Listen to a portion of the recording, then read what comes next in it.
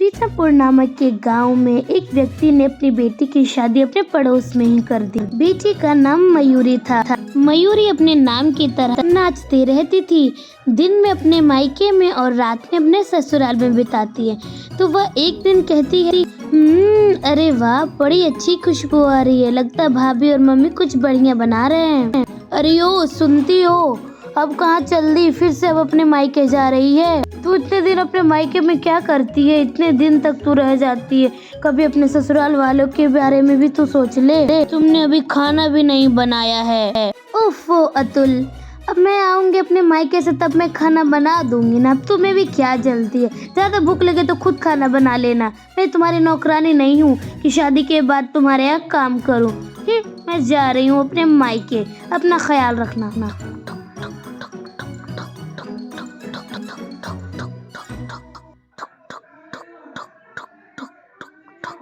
हाय माँ, हाय भाभी, क्या कर रहे हैं आप दोनों? आज बड़ी अच्छी खुशबू आ रही थी। क्या कुछ खास बात है?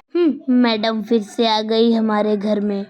दिन भर काम रहता है कि नहीं माँ जी, आप ही बताइए। कुछ नहीं मयूरी, तेरे भैया का प्रमोशन हुआ है, इसलिए हमने सोचा आज थोड़ा स्पेशल खाना बनाते हैं, लेकिन हमने तेरे लिए नहीं बनाया है। कम ऑन मम्मी, मैंने आपको ऑलरेडी कह के रखा था कि मेरे लिए हमेशा 2-3 रोटियां ज्यादा बना के रखना। ऐसे ही सिलसिला वह कभी अपने मायके में रहती, कभी ससुराल में। मायके से ससुराल, ससुराल से मायके किया करती। इसकी वजह से उसके ससुराल वाले और मायके वाले दोनों काफ़ी परेशान हो जाते, लेकिन दोनों कुछ नहीं बोल पाते क्योंकि मयूरी काफ़ी चालाक थी। वो कैसे भी करके अपने परिवार को समझा लेती थी। अतुल अपनी बहन गहना से बात कर रहा था। तभी अतुल की बहन गहना कहते हैं, भैया आपको नहीं लगता दीदी हमारे घर में से ज्यादा तो अपने मायके में रहती है?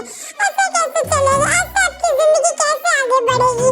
सबसे ज्यादा उन्हें आपके साथ समय बिताना चाहिए, लेकिन वो तो अपने मायके में लगी रहती है। क्या करूँ गहना, मैंने तुझसे हजारों बार समझाया कि तू ससुराल में ज्यादा रहे, लेकिन वो तो मेरी एक नहीं सुनती है।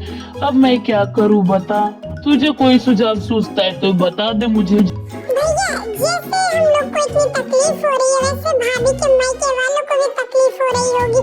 क्यों ना हम उनके मायके वालों से बात करें? हेलो, प्रणाम मम्मी, आज आप हमारे घर आ जाइए। इतना कहकर अतुल अपने सास और अपने साले को बुला लेता है। वे दोनों अपने बेटी के ससुराल आ जाते हैं क्योंकि 20 कदम की दूरी पर ही उनका घर होता है। फिर माँ जी कहती हैं, बेटा तुमने हमें यहाँ पे क्या बुलाया? वैसे भी हम मयूरी से काफी ज्यादा तंग हो चुके हैं। आंटी, इसी प्रॉब्लम के सलूशन के लिए तो हमने आपको यहाँ पे बुलाया है। क्या भाभी से बात करके उन्हें समझा नहीं सकती कि वो अपने ससुराल में रहे, अपने मायके में ना? हाँ विनोद, तुम भी अपनी बहन को समझाओ कि वह ससुराल में ज्यादा रहे, अपने मायके में ना। क्या करे अतुल, अब वह हमारे घर आ जाती है तब हम उसके मुंह पे दरवाजा बंद तो नहीं कर सकती। आखिरकार वो भी हमारे घर की बेटी है, इसलिए हमने उनकी इज्जत की। इतना सब सुनकर गहना वहाँ से चली जाती है अपने भाभी को बुलाने के लिए। तभी वहाँ पे मयूरी आती है और अपनी माँ और अपने भैया के पैरों में जाकर प्रणाम करती है। प्रणाम भैया, प्रणाम मम्मी। अरे बस बस बेटा, खुश रहो, तुम ठीक हो ना? अरे मम्मी, मुझे क्या होगा, मैं तो ठीक ठाक ही रहती हूँ। आखिरकार मेरा मायका और ससुराल दोनों एक ही तो है। वैसे मम्मी, मैं आपके लिए ना पकौड़े बना के ला। इतना कहकर मयूरी वहाँ पे चली जाती है। फिर रोज की तरह मयूरी फिर अपने मायके ससुराल जाती है, लेकिन जब वह आज अपने मायके गई तो वह रोती रोती जाता। अरे क्या हुआ मयूरी, क्या हुआ? तेरी ननद ने कुछ कहा या तेरे पति ने? माँ, कोई ने कुछ नहीं कहा। क्या मैं यहाँ पे आती हूँ तो आपको कोई दिक्कत होती है? आप बता दो, मैं नहीं आऊंगी। अब सरला अपनी बेटी को कैसे बताए कि उसे तकलीफ होती है, लेकिन क्या करे, माँ का दिल है कि मान जाता है।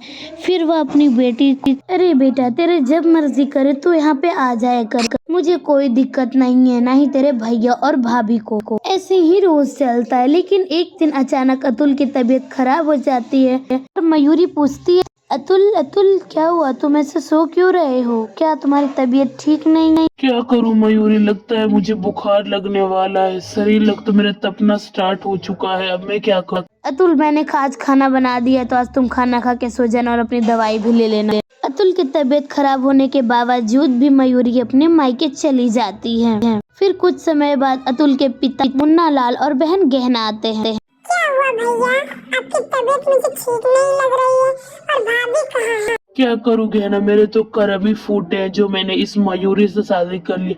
मेरा शरीर 103 बुखार से तप रहा है, लेकिन वह फिर अपने मायके चली गई। पिताजी आप ये सब देख रहे हैं ना, भाई की तबीयत कितनी खराब है, फिर भी भाभी अपने मायके चली गई। अरे अब मैं क्या करूं? मैंने तो उसे कई बार समझाया, लेकिन मेरी बात ही नहीं मानती है मयूरी। वैसे पापा, मेरे पास एक आइडिया है। मेरे पास ना 1 महीने पहले पुणे का ट्रांसफर लेटर आया था, जिसमें कि अभी मुझे जितनी सैलरी मिल रही है उससे डबल सैलरी मिलेगी। तो क्यों ना मैं उस पुणे वाले ट्रांसफर सर्टिफिकेट को अपना लूं और यहाँ से पुणे चले जाऊं। इससे मयूरी की आदत भी अपने मायके वाली छूट जाएगी और वह ससुराल में ज्यादा समय भी बिता पाएगी।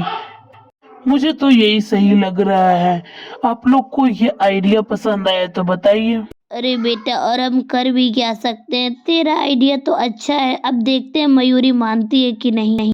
भैया अब मयूरी भाभी से बात करिए पुणे जाने की। अतुल अपनी पत्नी मयूरी से इस सिलसिले में बात करने लगता है। मयूरी, मेरा ट्रांसफर अब पुणे हो गया, इसलिए हम लोग अब पुणे शिफ्ट होंगे। तो तुम अपना सारा सामान जितना भी है वो सभी पैक कर लो। ठीक है, चलिए हम लोग भी पुणे चलते हैं। अब आपकी नौकरी का सवाल है कि मयूरी साधारण सा फैसला करके फिर वह पुणे चली गई और वह खुशी खुशी रहने लगी।